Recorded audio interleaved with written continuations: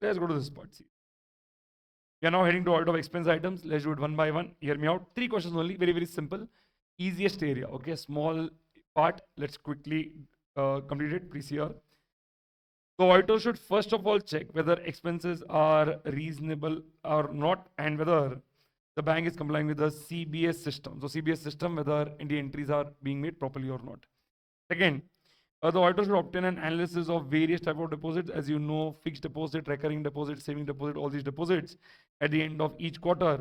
And also the auditor may compare this rate with the actual average rate of interest paid on the relevant deposits as per the annual accounts. Mainly the checking we are doing as per weighted average interest rate. Yesterday I gave you the example of weighted average interest rate basically. After that, we go to this part. We should check the corresponding figures of the previous years regarding expenses. We should also do month-on-month interest analysis, and also we should check all the expenses on sample basis, because yesterday we saw the quantity of SBI's interest transactions, 135 crores. We got the rough number. To understand here, that much quantity we cannot check. We can only check on which basis here, sample basis. Okay. After that, we went into this area that was basically in relation to test check basis. This was a +1, if you remember. In that we saw in this manner, I'll just show you from the chart, this area, please here.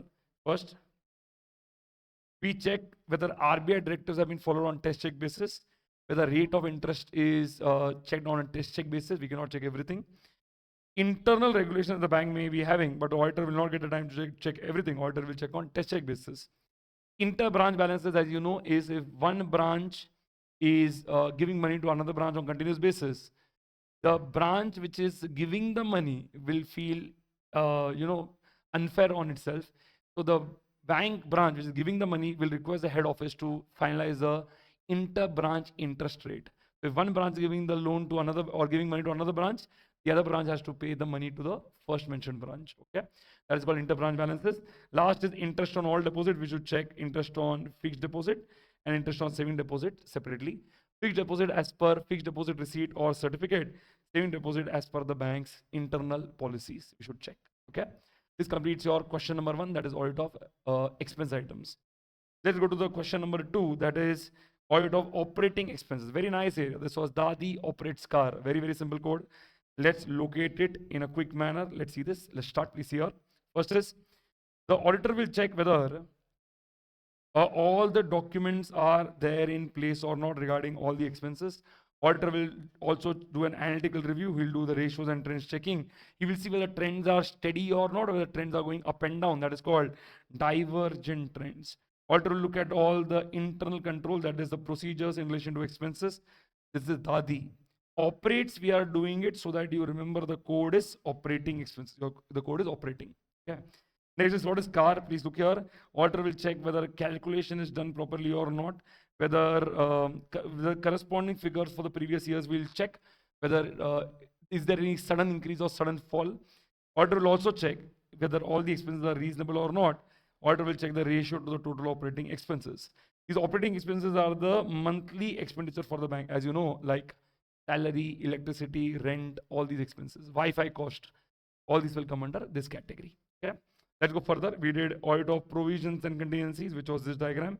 Let's do it one by one. Let's see, first of all, whether RBI's compliance is made in relation to provisions, whether provisions for standard assets and NPAs have been taken. NPA, if you're taking it, they should classify it properly between substandard, doubtful, loss.